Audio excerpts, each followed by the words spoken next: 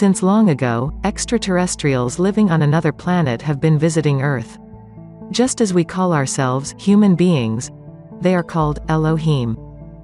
Elohim in Hebrew means, those who came from the sky. For a long time, this word has been wrongly translated as God. On December 13, 1973, Rael, who was then a sports car journalist, met an extraterrestrial Elohim, named Yahweh, at the Puy de la Salles, which is a volcano near Clermont-Ferrand in France. Where do you come from?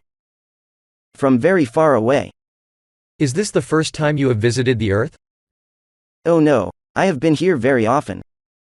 I used telepathy to get you to come here. I have chosen you for a very difficult mission. I brought you here to give you a message about the true origins of humankind, its present and future. 25,000 years ago, on our distant planet, we had reached a level of scientific knowledge, comparable to that which you will soon reach.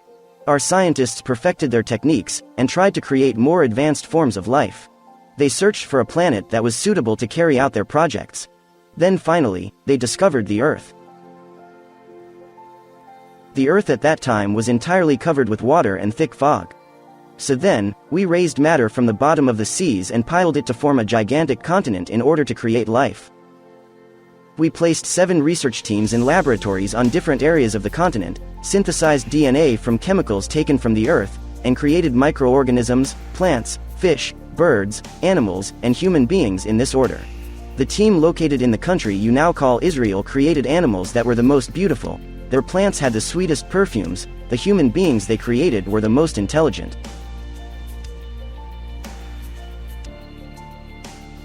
The government from their distant planet had been watching the creation experiments, and feared that the abilities of the human beings they created might be above their own. They decided to destroy all life on Earth by sending nuclear missiles. The scientists, however, when informed of the project, asked one of the men from Earth, Noah, to build a 3-story rocket which would evacuate the Earth and contain the DNA of a pair of each species to be preserved. Then, after scientifically dispersing the radioactivity caused by the nuclear explosions, the scientists recreated human beings, animals, plants, etc., on Earth. Prophet means one who reveals the truth. We sent different prophets in each important period of your history, in order to leave proofs for future humans on Earth, so that when their level of science and technology would have progressed high enough, they would be able to understand. Some of the prophets were Moses, Buddha, Muhammad, etc.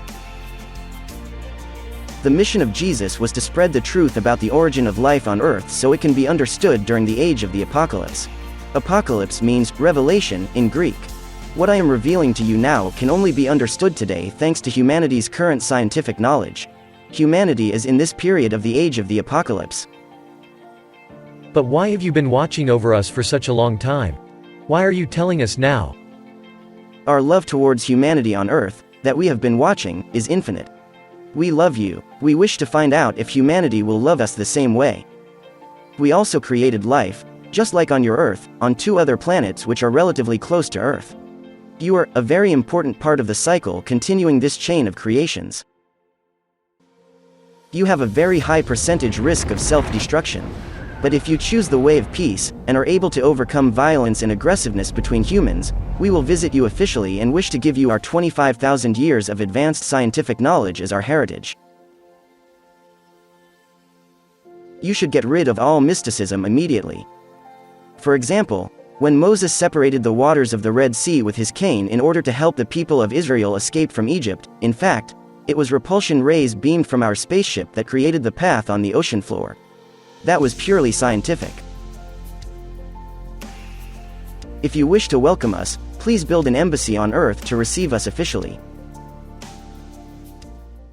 We have met on 6 consecutive days, but did you always go back each time to your own planet? No, I returned to a space station, which we use as a base and which stays constantly relatively close to the Earth. Are nuclear bombs a danger for humanity? Yes, very dangerous. First, humanity has to get rid of nuclear weapons as well as the military system that creates wars. What about the problem of overpopulation? Your population will not increase if you make a law stating that one woman can only have 2 children. Do you get married on your planet? No, we enjoy making love freely, without owning each other, either heterosexually, homosexually, or bisexually. What is your education system like? It is not an education of memorizing like you do.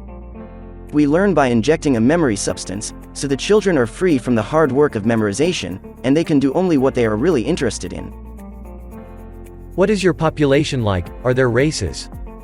Our population is 7 billion. We have 7 races, each has its own culture, and we respect each other. What kind of political system would be good? We use a system called geniocracy. The Earth must be governed by those geniuses whose brains are more suited to thinking and finding solutions to problems. A genius does not mean someone who studied a lot. You have to create a system to evaluate intelligence and aptitudes from childhood on. Thanks to our highly advanced technology, robots can perform every task, so work and money do not exist on our planet. Everyone has everything he needs, there is no crime, and police or prisons do not exist. Our people do only what they like, such as artistic, sporting, or creative activities, etc. We can say that our civilization is truly a civilization of leisure. Do you have any religion? No, our only religion is human genius. There is no God. What is your average lifespan? We can live from 750 to 1,200 years, thanks to a simple surgical procedure. Some specially selected people can live eternally on the planet of the Eternals. Eternally? Never die? Yes, there is a planet of the Eternals close to our planet. We surgically take a small sample of our body, when our brain and body are at their best, and keep it.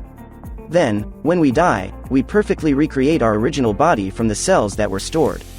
The same body as before, for this individual, also means the same memories and personality as before. But the new body is composed of new elements, so it can live another 1,000 years. By repeating this we can achieve eternal life.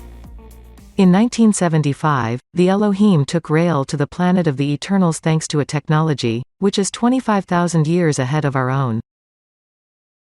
Ladies and gentlemen, can you imagine what I experienced? What kind of place it was? So, let's look at it together.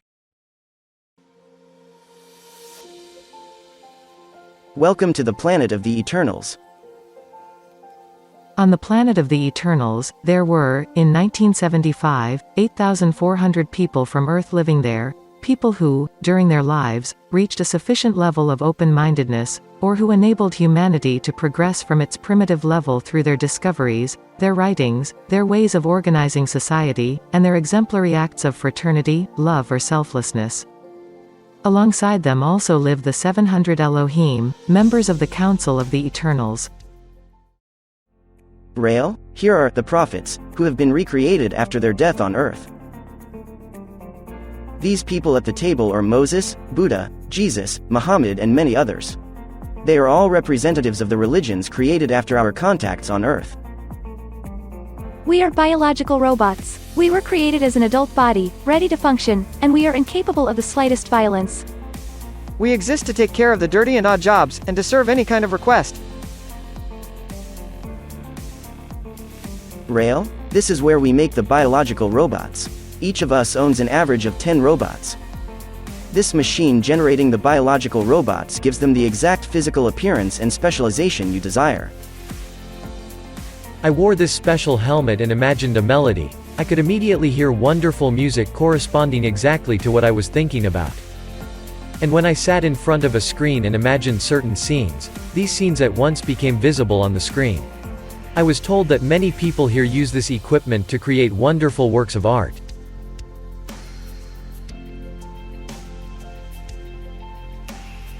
Humankind on Earth is now finally living in the age of the apocalypse. Apocalypse means revelation, and the message I am giving you is the revelation. It is the time when everything can be understood scientifically. You only have to look around you to see that the age of the apocalypse has indeed come. Furthermore, the universe is infinite, it has no center. So there is no God or soul, nor is there any heaven or hell. Only infinity exists. Our body is itself a small universe. The particles of the atoms in each one of our cells are the stars and planets in this body universe, and on those planets, there are tiny intelligent living beings.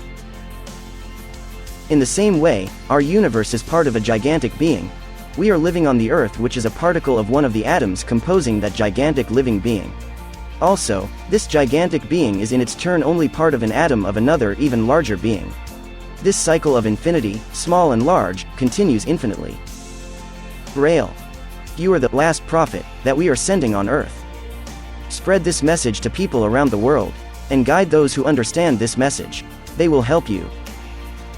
The new guidance for humanity on Earth should no longer be ignorance and hatred, but fulfillment, freedom, and universal fraternity. Rael. Those individuals who help you spread this message of truth and love, it is for them that recreation on the planet of the Eternals is reserved.